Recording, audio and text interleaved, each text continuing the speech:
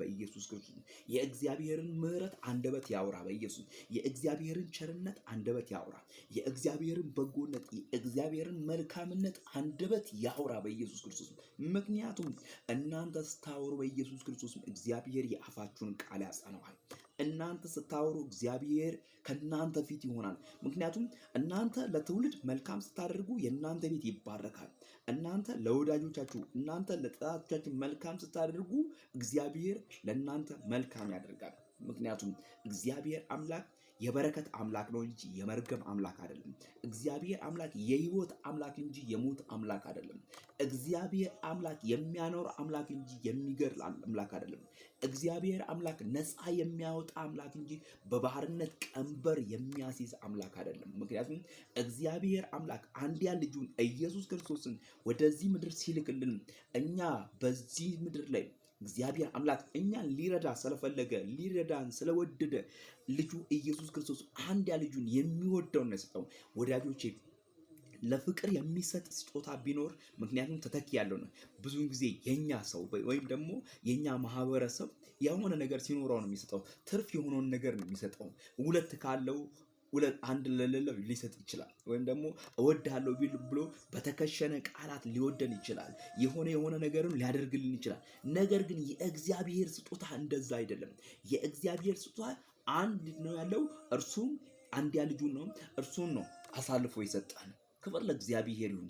በእርሱ እኛ ድነናል። ምክንያቱም በቀራንዮ መስቀል ላይ በተሰቀለው በጌታችን በኢየሱስ ክርስቶስ ለእኛ ሕይወት ሆኖልናል። የመርገም ሞት ነበረ። በመስቀል ላይ የሚሰቀለው የተረገመ ነበረ።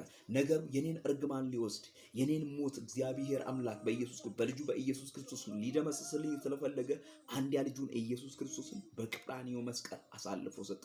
ስለዚህ እኔ ድኛለሁ። ስለዚህ እኔ ሕይወት አግኝቻለሁ። ስለዚህ እኔ ከጨለማ ወደሚደነቅ ብርሃን ወጥቻለሁ። ስለዚህ የእግዚአብሔርን በጎነት፣ የእግዚአብሔርን መልካምነት፣ የእግዚአብሔርን ቸርነት ለትውልድ የሚናገር ሰው ሆኜ እኔ በሕይወት እኖራለሁ። ስለዚህ እኔ በሕይወት ካለው፣ እኔ በቸርነት፣ እኔ በበጎነት፣ እኔ በመልካምነት ካለው የእግዚአብሔርን ኃያልነት፣ የእግዚአብሔርን መልካምነት ለትውልድ በገባኝ መጠን መናገር አለብኝ። እንዲህ ልበለዋ፣ መዳን በሌላ በማንም የለም። እንድንበት ዘንድ ከሰማይ በታች የተሰጠን ስም ኢየሱስ ነው። የልጁ የኢየሱስ ክርስቶስ ደም ከኃጢአት ሁሉ ያድናል። ወንድሜ ብታምን ትድናለህ፣ ባታምን ይፈረድብሃል። ለመሰላችሁ ይህንን መልእክት በመሃል የምናገረው ማህበራዊ ሚዲያ ላይ አድሬስ ማድረጉ አይቀርም።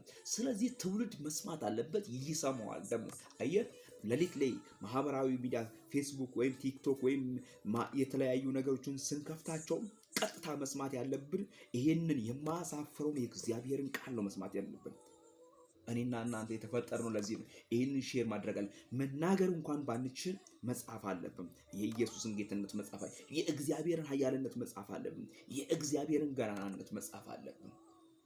ጌታ ለዘላለም ይባረክ በኢየሱስ ክርስቶስ። በእኔና በአንተ ያምራል በኢየሱስ ክርስቶስ። ጌታ ለዘላለም ይባረክ። ኢየሱስ ጌታ ነው። ኢየሱስ ጌታ ነው። ኢየሱስ ጌታ ነው።